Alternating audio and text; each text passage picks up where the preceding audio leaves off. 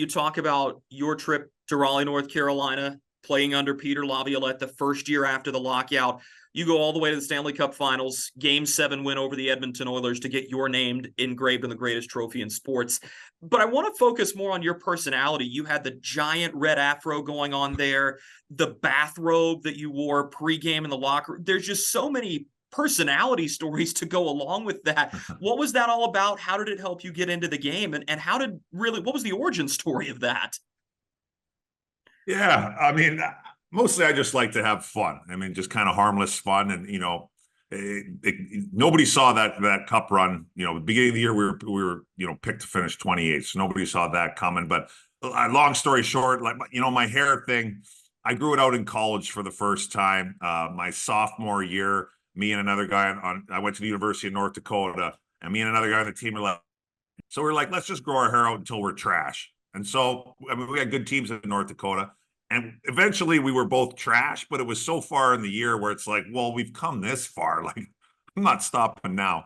And, I know the college kids and the students and stuff, because my hair just grows straight out. So during before the anthem and stuff, people at North Dakota loved it. So I knew there was a little something there. So when I was with Lou Lamoriello, it was high and tight. So I had my hair cut all the time. But I knew it was kind of a popular thing and I enjoyed doing it. So every year, other than when I was with New Jersey, I would shave my head at the beginning of the year and then grow it out during the season. And it was just kind of a fun thing for me. Looking back now a little bit, I'm like, I'm not sure how I did it. I mean, I didn't mind it when it was shorter and I didn't mind it when it was really long. It was like the in-between phase where I looked like a tennis ball where I'm like, man, I know I don't look good, but it was a fun thing. The 2 years that we went to the finals, it ended up being a good little thing for charity. When I was with Calgary, I went back because I'm from outside of Edmonton. So Gillette donated some money because the Gillette 3, Mach 3 had just come out. So they donated some money to charity. And then when I was in Carolina, we had a little thing after for 3 or 4 days after we were done for the Jimmy V Foundation.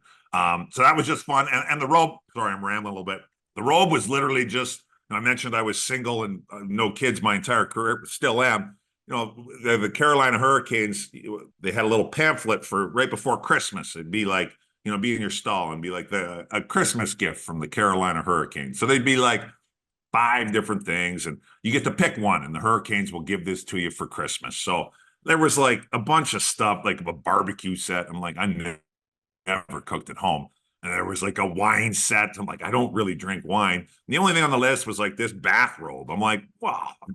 I don't have a bathrobe. I'm like, maybe I'll use that. So I ordered that. It ended up coming in March, just before the playoffs started. So I kind of put it on in the change room. I'm like, this thing's kind of nice. Glenn Wesley, the veteran, he loved it. So he's like, go get your numbers stitched in there. I'm like, really? He's like, oh yeah, it'll be great. I'm like, all right. I mean, Glenn, you're the man. You played 8 million games in the NHL. I'll go get my numbers stitched. So did that and just had some fun with it. Did a little dance in the locker room. And then I would just wear it before the games. And then as the playoffs started, you win around, it kind of caught a little momentum because, it's the same guys every day. And, the media and people want something to talk about. And as it goes on, you get less and less teams in there. So it turned into a little bit of a thing, which was fun. Yeah, and then the cup celebration, which I'm sure is fantastic, and nobody really understands what it's like unless you've won it. Just take us inside the locker room. What was that first night like with the cup? You've skated it around the RBC Center, you come back inside, and then I'm sure there's an element where everything just goes wild. Yeah, I mean, actually, on just strictly a selfish and personal level, that first night, for a few minutes, I was a little bit pissed off. We win the cup, we're on the ice. They actually had to make a rule after because there was too many people on the ice. I was there by myself because I'm like, this is Game 7 again. I'm like, my parents wanted to come down, but I'm like, Mom and Dad, I love you guys. I want you to be here. But I'm like, if things don't go right, I'm like, I'm not going to want to be around anybody. I just want to do things how I want to do. They were very understanding. So anyways, fast forward, we win. I'm like, now I kind of feel bad. I'm like, everybody's on the ice. Aunts, uncles, kids all over the place. I'm like, who are half these people? It was still great. But so I'm standing out on the ice and it's just me. I'm just kind of taking it all in and having a good time or whatever, just watch. I mean, the on-ice celebration was great. Doug Waite lifting the cup when his shoulder was blown out and all that stuff was awesome. But I was standing out on the ice and I get a tap on my shoulder and it's like, hey, Mike, congratulations on winning. So I like turn around figuring it's going to be somebody's uncle or something. So I'm like, turn around, I'm like, oh, yeah. And I'm like, oh, I'm like, it was Kid Rock. And I love Kid Rock. So I'm like, oh, I'm like, Kid Rock. I'm like, and he's like, man, that was awesome. It's fun to watch you play. And he's like, call me Bob. I'm like, all right, Bob. I'm like, I want to go out with Kid Rock. He's like, all right, let's do it. So I'm like, let's get this thing going. So everybody gets off the ice. We go in the room. It's packed. And so everybody's kind of having, like, you can't even move. And then we kind of kicked everybody out, like Kid Rock and everybody that wasn't like right with the team, players or coaches or staff.